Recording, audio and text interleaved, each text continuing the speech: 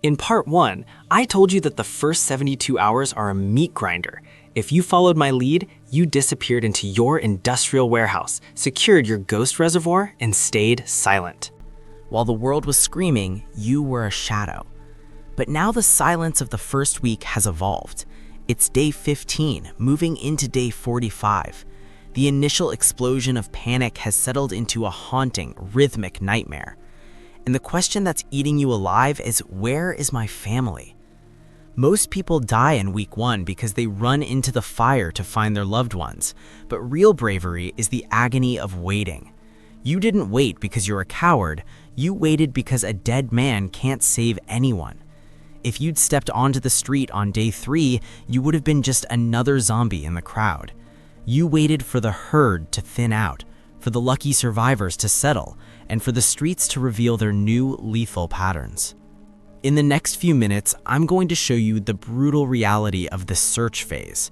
I'll reveal why a car is still a death trap, but a bicycle is a tactical godsend, how to survive a human ambush while dodging a zombie horde, and the 3-gate test you must use to build a squad that won't kill you in your sleep.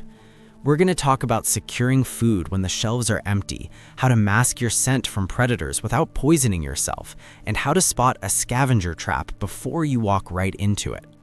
The isolation phase is over, but before you step outside to find your blood, you need to understand. The city has changed. It's no longer a map of streets, it's a map of sight lines. If you're going to find your people, you don't take the main roads, you move through the High Line artery, the rooftops, and the interconnected balconies. But eventually, you have to hit the pavement. This is where the silent velocity rule comes in. Forget cars. Engines are dinner bells for every zombie within a 5-mile radius. You use a bicycle. But don't just ride it like a tourist. You strip the fenders so they don't rattle. You wrap the chain in heavy grease to silence the mechanical click. A bicycle is silent, it's faster than any zombie runner, and most importantly, it's an all-terrain lifeboat. When you hit a pileup of cars that would stop a Humvee, you lift the bike over your shoulder and keep moving. You are moving at 15 miles per hour in a world that is now walking at 3. But the streets aren't just full of zombies. They're full of hollow men, survivors who didn't prepare and are now hunting in packs. These people are more dangerous than any zombie because they can plan. They set distraction traps. You might hear a woman crying in an alley or see a pile of fresh supplies left in the middle of a square. In a collapse, there is no such thing as a free lunch. If it looks too easy, you are being watched from a window with a scope. You don't walk toward the bait. You circle the block, get to a higher floor, and look for the watchers. When you finally find your family, your brother, your parents, your closest friends, the relief is overwhelming. But the moment you bring them back to your industrial zone, the math changes. You aren't one mouth anymore, you are a pack. And a pack needs a supply engine. Most people think you scavenge grocery stores. That's amateur hour. By day 30, those are death traps or empty shells. You need to hit the invisible suppliers. Look for industrial catering companies, school cafeteria warehouses, or long-haul trucking hubs. These places don't look like they have food, so they're not the first targets for the mobs. You're looking for number 10 cans, the gallon-sized tins of beans and vegetables. They last for years, and they are too heavy for a lone scavenger to carry, but perfect for your new squad to haul back in a coordinated strike. But as you bring people in, you face the loyalty paradox. You trust your family, but your brother might bring a friend. Your friend might bring a stranger. You need to expand to survive, but every new person is a potential breach. This is where you implement the 3-gate test for anyone who isn't day 1 blood. Respect in this world isn't given, it's earned in the shadows. Gate 1, the silent load.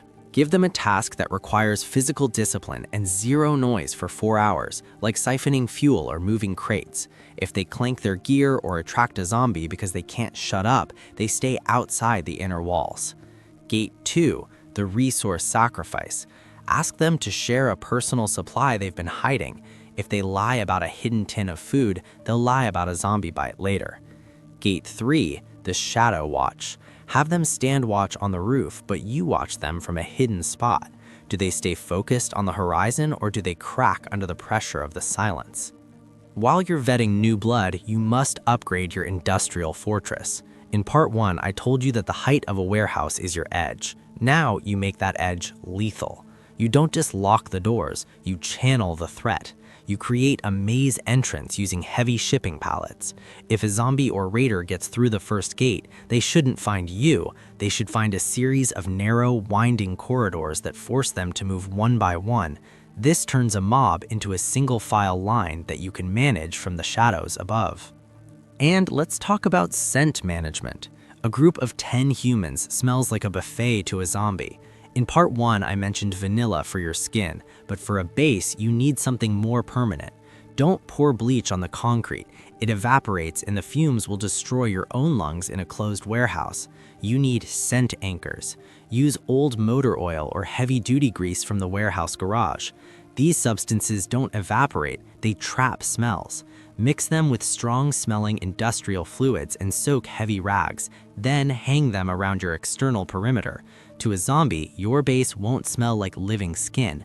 It'll smell like a toxic mechanical dead zone. It's a chemical wall that keeps you invisible while you sleep. The biggest threat to your small group isn't just the zombies, it's the light leak. In nighttime, even a single candle can be seen for miles in a blackout city.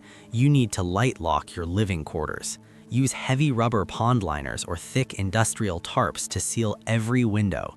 You should be able to have a lantern inside without a single photon escaping to the street. But as your squad grows and your fortress stabilizes, you notice a shift in the wind. The zombies aren't just wandering anymore. They're being drawn to a specific part of the city. There's a pulse in the distance, a sound or a light that's attracting the zombie horde by the thousands. Is it a military holdout, a massive survivor colony, or something much darker?